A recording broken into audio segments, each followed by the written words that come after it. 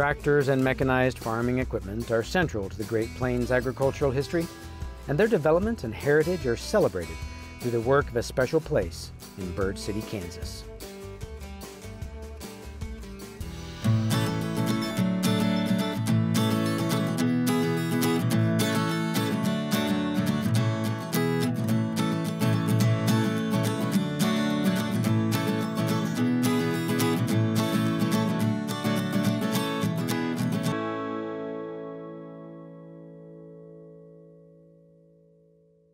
With the Great Plains, with the vast fields of wheat at the time, wheat harvest used to take months. You would have your header, which would go through and cut the wheat, and you wanted tall wheat, so you still had enough for bundles, and those bundles you would shock. So you cut the stem with the head on it, and then you put them in shocks or kind of a little conical or teepee-shaped form, and then you came back, because the wheat was cut fairly green, it would cure in those shocks, and then you came back and had to pick up those shocks with a pitchfork and throw them into a wagon or what they might call a header barge, take it to the threshing machine and unload that and run it through the thresher, and that would separate the straw from the grain.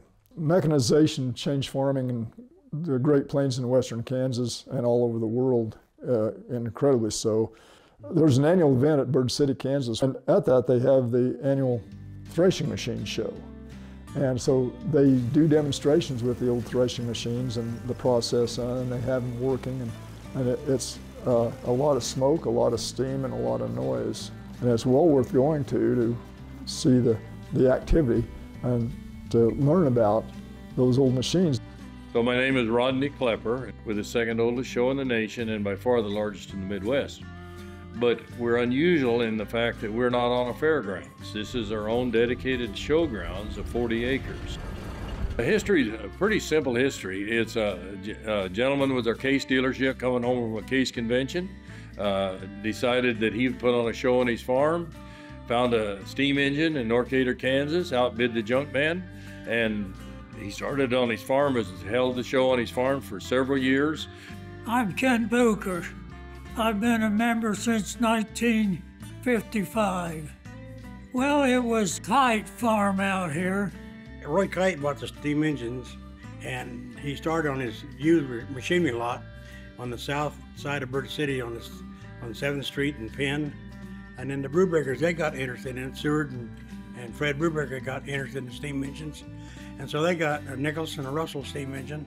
They got to getting together, and then Ed Nelson used to run a thrashing bee when he was younger too. So then we organized, I was just a kid, and Roy Kite donated the land out of his farm for the show. So that's where it got started, 2 miles east and 2 miles north. I think it was in 54, 55, they decided to have meals out there. The Methodist ladies agreed to provide the food. They worked under all kinds of unusual circumstances. And then another thing we used to do is to go out in the wheat field and gather up shocks. We'd make 2 haystacks, and then we put the steam engine and the thrash machine up in there, and then people would get up and pitch off of them.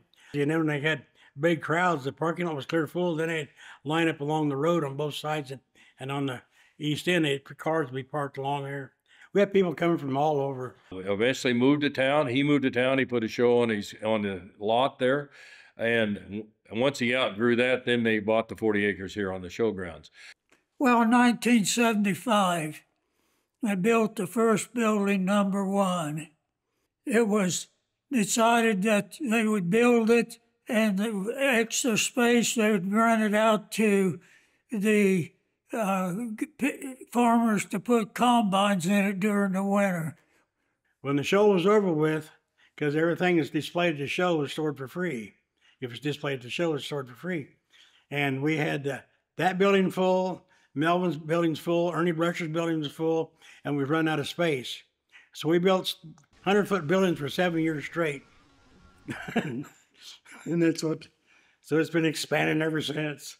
But what happened is, over the years, a lot of families, as they grew up and moved out of western Kansas, They had tractors, farm implements, other things that they didn't know what to do with, but they didn't want to lose them. And so what happened, years ago, they started a program where you could loan. And that would mean you would put your implement or your tractor here on the showgrounds, and then we would maintain it for you. One of the things that was really nice to do, we built a shop down there so we could rebuild different things. I think just in the short time I've been here, they've probably added a good 12 buildings. And we've got, we just finished one here next door, and we're adding another one that ought to be showing up here next week. So what we're running into now is nice farm families. The children and grandchildren live in the city. They have certain tractors, implements that they fell in love with that their grandparents spend in the summers and this type of thing. They would like to keep it, but they don't have a place for it. So it went from really a one-person, one-steam engine show to neighboring farmers digging out their old tractors and other steam engines, and now we grow to what we have with a number of steam engines and tractors. So I like to think that we're basically a teaching venue, if you will. Teaching kids, and as a matter of fact, even grown-ups that pass through, and they all learn about the different ways that the wheat comes up and what all happens to get it to your loaf of bread in town, how it's come about from horse-powered to our tractors. And so I think if you had to say what our basic mission is to preserve the history of Northwest Kansas and farming on the high plains. Now, that not only includes the farmer themselves, the land itself, but also the family. My name is Cade MacArthur. I'm from Champion, Nebraska, and I have a tractor here at the Bird City, Kansas Thresher Show. It's a 1940 Farmall A. It's been in the family for many generations, I think 5 now. I got it a couple years ago from my grandpa, and I've had it working ever since. I have a plow and a disc I pull behind it. It's everyday working now. I just like that there's no problems with them that much, and no electronics. This one is all hand crank. There's no starter on it, no battery, no nothing. It's all hand start. And I just love that about them. I'm Marcy Neff. I grew up in western Kansas in Colby, and then now we live in eastern Kansas around the Emporia area.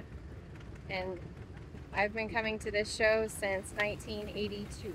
Initially, it was my older brother. He started as a little kid helping out on the steam engine row. My dad got sucked into it because of my older brother, and started helping out on the engines too. And his brother, John, had been helping on the engine since he was a young kid too.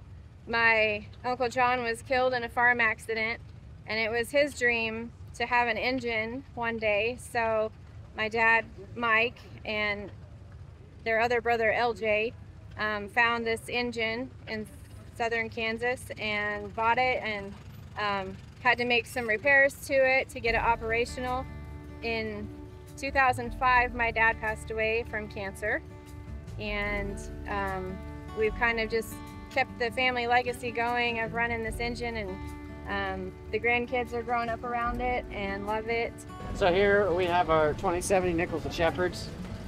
So I'll go through our main controls for controlling the actual engine.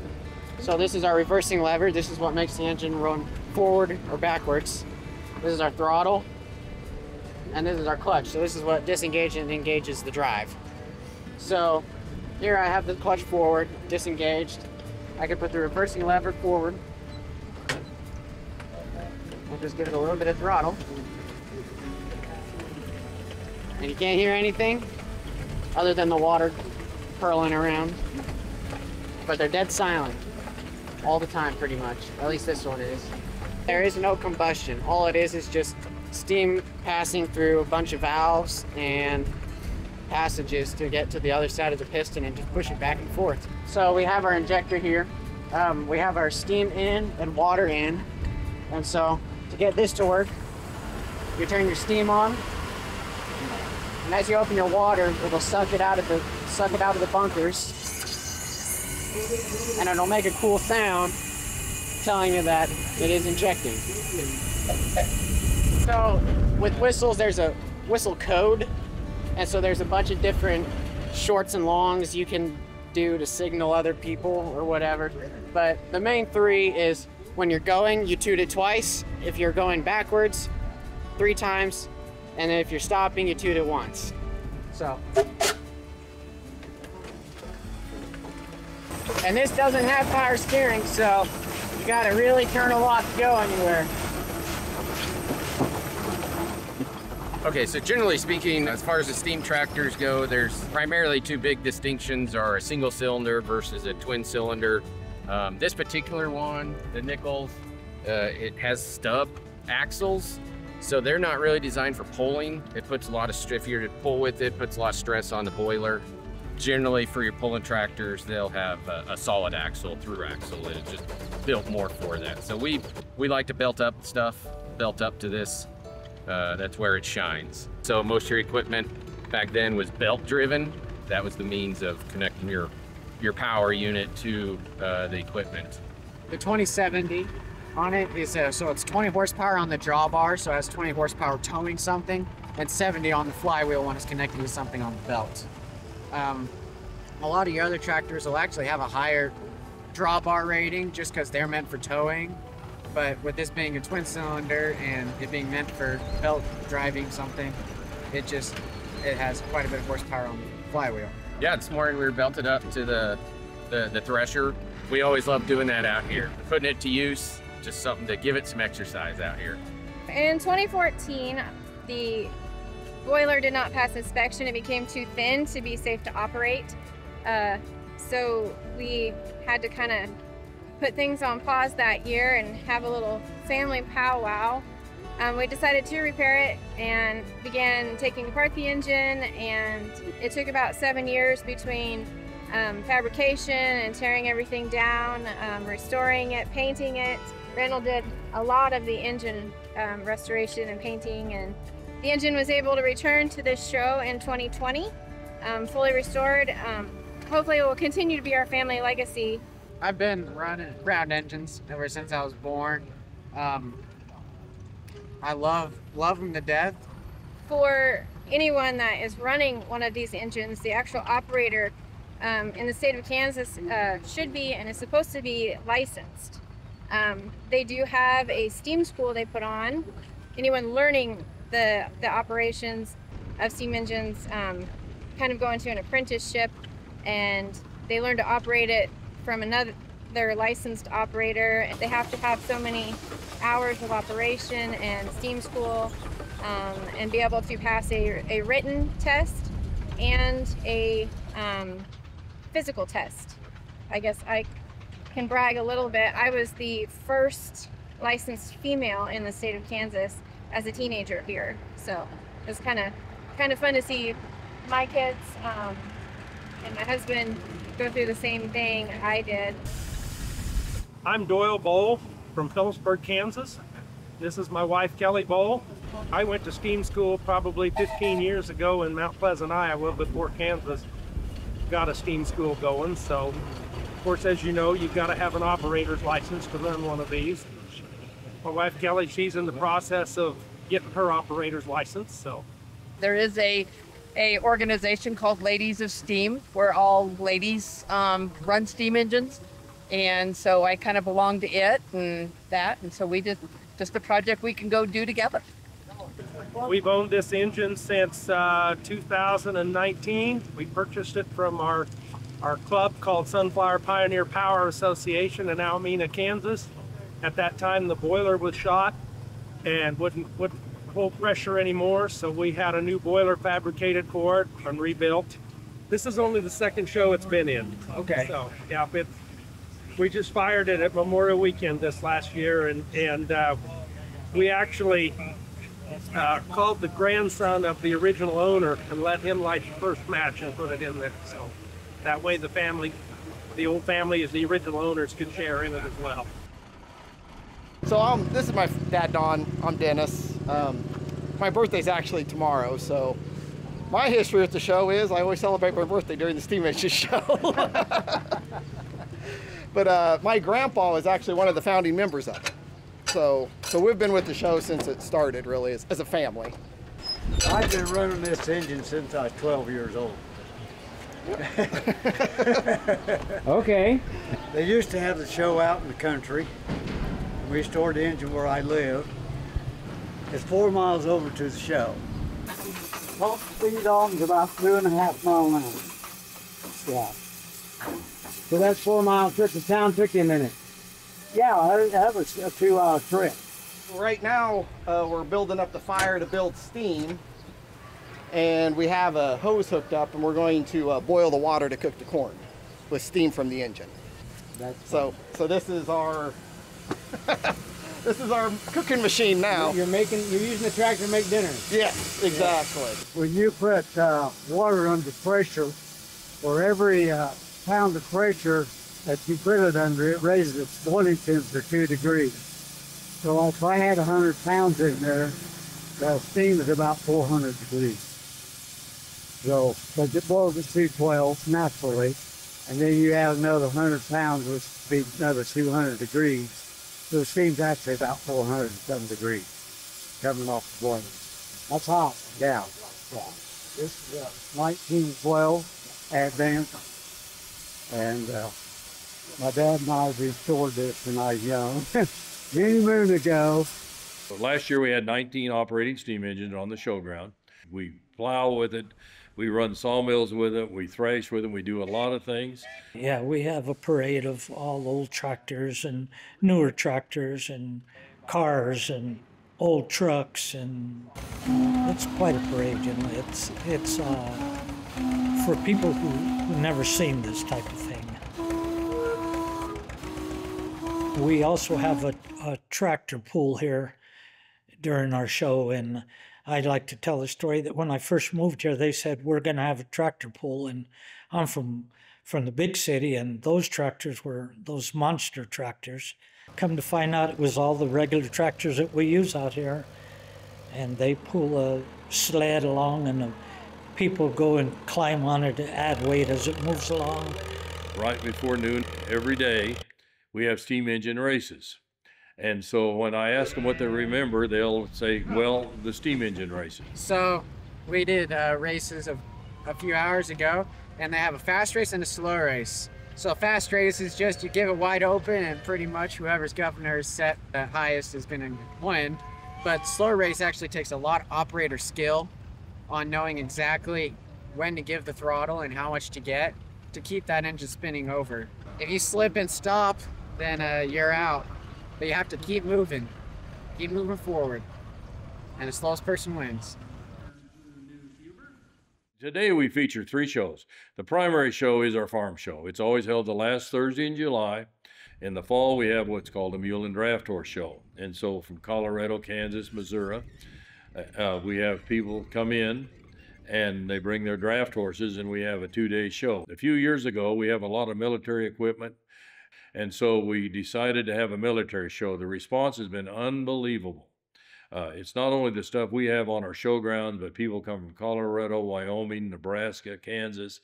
This particular group, we're the Colorado Military Historical Group, and so we do events at like the Threshers here, different shows like that, basically to talk about service, military service. We do battle reenactments and things, but that kind of gives you an idea. It also gives you an idea of weapons or material that was used of that period.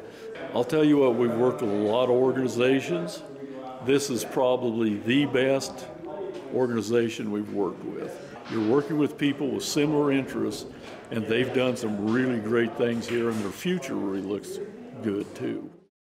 And we've changed to be a museum now, so it's open year-round with a phone number we can call, and we'll come in and open up a building if you want to see certain items. We have feature buildings and feature shows and throughout the showgrounds. The Clark building contains toy tractors, whether it be International John Deere case, whatever it be, 2 large displays of them. One of them was by a young man that was in ill health, and he collected a lot of International Harvester stuff, and that covers a whole wall. On the other side of the room was an elderly man, Norm Dorsch, And he collected, and the nice thing about Norm, whenever he bought a toy in a box from the local John Deere dealers or international dealers, he bought two. His son John is a medical doctor and taught at the University of Kansas. So we have a complete wall of all of his toys. And then down the middle, we have some very unique, very high-powered pulling tractors down through the middle of the thing. They're all ready to run. They all have brand new tires on them. The engines are ready to go. Another feature, a gentleman between Atwood and McDonald, Kansas, he was a barb wire collector. And he has probably the largest single collection of barb wire in the state of Kansas owned by an individual. In the Edgar's building, we have a lot of antique stoves and furniture, a doctor's buggy, military uniforms. Every year we have a Thresher queen, and they get a doll that resembles the queen. I know this is kind of a lost art, but if you like salt and pepper shakers, we have more than you really care to look at. Over here in Building 5, we have an old jail that was in a town here, and we moved it in there, an old bank, a train depot, a barber shop, a photo shop. We have an old vehicle museum that people have donated as cars. We have everything from the 20s up into probably the 60s in there. We have probably 300 tractors on the showgrounds. Some of them that are really antiques that nobody else has. We've got some tractors that, like for instance, one guy wanted a four-wheel drive tractor, but he didn't have the means to purchase one, I guess, and so he put two tractors together and made a four-wheel drive tractor. So a lot of our stuff go way back, and it's very unique stuff, and it's really something that to accumulate an assortment as many as we have would be nearly impossible, and probably impossible today. People ask me this, what's your number one thing on the showgrounds? There's really no contest. We have the Caterpillar Holt combine. It's a wooden combine, 1923. A professor from the University of California. I've been in contact with him several times. He's done a lot of research on there. He said it's probably the most preserved, probably the best one there is. There's only about 5 of them still existing. So that's probably the feature item. It's a must-see. Other than that, we have so many things that are so unique. So I really, I don't even know where to tell you.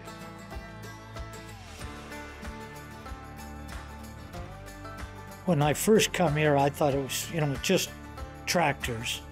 But as I've learned through the years that it's more than tractors. It's people that helped build the tractors, people that ran them, their families, how they came about owning these certain tractors, I've been down here for 3 years now, but the Thresher show just gets better and better every year. More steam engines, more tractors, more everything. Well, I think we'll just continue to do what we're doing is as different things come in, we'll take them and restore them, and so other people can share what was taking place years ago. So the tractors aren't just hidden away for 360 days a year and come out for a week. They really are trying to showcase people to come in any time of the year and look through the exhibits and the buildings and look at all the tractors and the history here. I'm really proud of what we've been able to accomplish as an association. Our future's probably never looked brighter. We have more and more people getting interested and getting involved, and that's what I believe.